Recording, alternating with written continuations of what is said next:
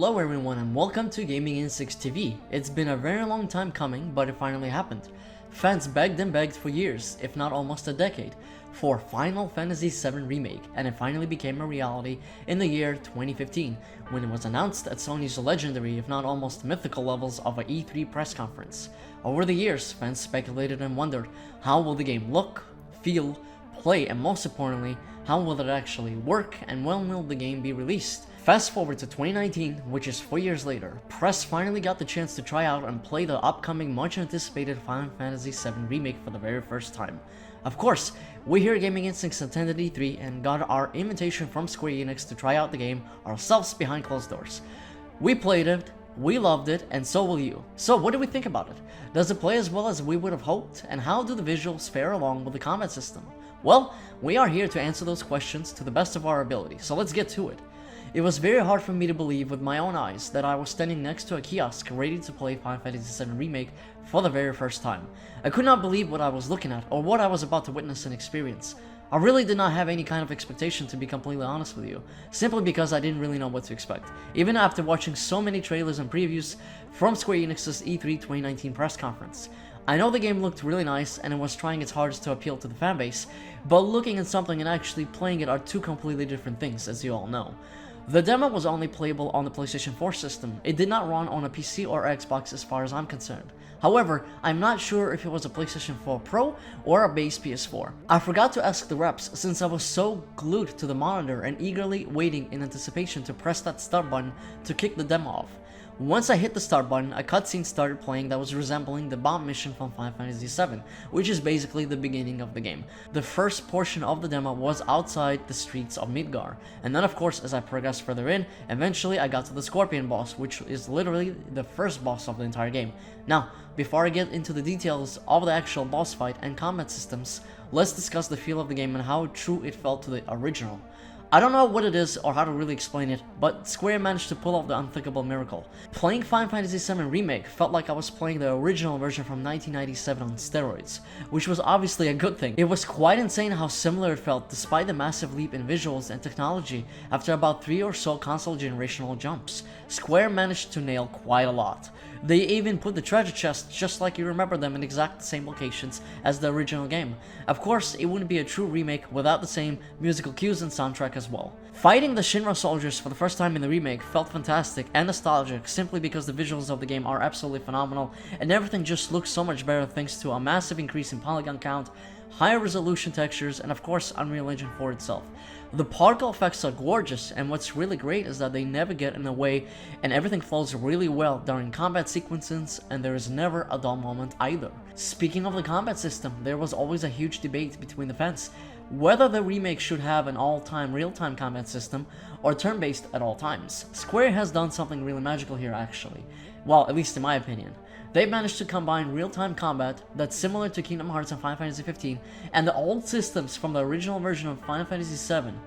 At its core, Final Fantasy VII Remake combat system felt quite similar to the original simply because Square has decided to keep the ATB gauge and many of its functions intact. When you enter combat, you are able to switch between each of the characters in your party. During my playtime in the demo, I only had Cloud and Barret in my party as I was able to switch between them and use them on the fly simply by pressing up or down on the D-pad. Once you switch to that character, you can tap the X button repeatedly to do basic auto attacks or combos. Think of it like a third-person real-time action game. For Cloud, you actually had a triple X combo. Meanwhile, for Barret, if you held the X button for a while, he would actually do a charged up attack at the end as well for more damage than normal. This was really awesome because it added a lot more combat variation and depth. To be able to use items or do your special abilities and limits, what you do is press R1 or L1. I unfortunately do not remember which one it was. And the game literally would pause and bring up the menu on the bottom left corner. The menu had multiple options that you all know and love, such as abilities, items, and course limits, and this is where summons will be at eventually as well. This is where the 1997 combat version comes in. It even looks the same as far as the color scheme goes and how it functions as well. Throughout the entire playthrough of my demo, there were many opportunities for me to use my abilities, and the game never felt like you had to sit there and wait. You were always in the action. The combat is much more active and actually more skill-based than ever before, and the reason why I say that is because there is also a block button as well. The block button is used in real time, so if an enemy is about to shoot you or do a big attack, you can hold the button and take reduced damage instead of taking its full damage. For those who are hardcore and want the most optimal runs, will strongly appreciate the blocking mechanic. Believe it or not, when I was fighting against the boss in the demo, I actually had to think of my positioning, what to use, when to use it, and when to block and when to go in for attacks.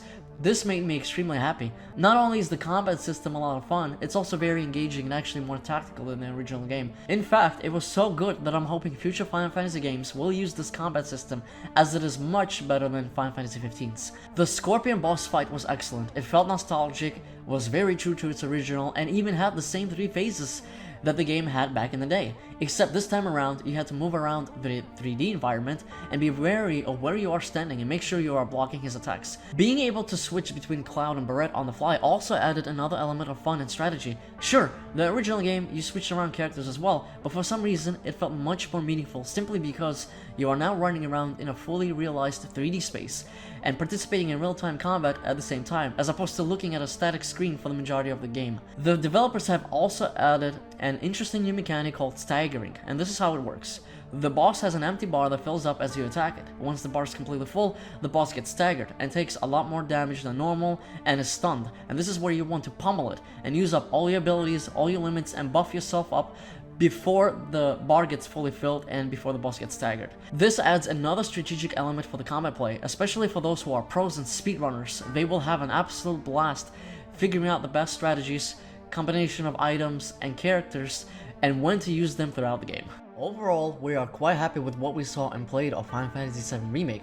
As a matter of fact, I think it's safe to say that our expectations have been surpassed.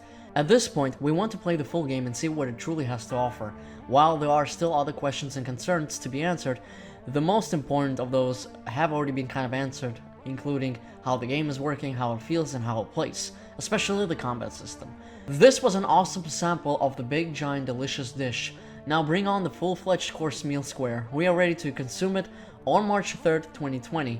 Stay tuned for more news, updates, final verdict, and all things in regards to Final Fantasy VII Remake right here at Gaming Instincts. Peace out and have a good one. Make sure to check out our website at www.gaminginstincts.com for the latest hot next-gen news, reviews, guides, tips and tricks, and much more. Thank you all so much for watching, and don't forget to smash that like button and subscribe so you won't miss a thing.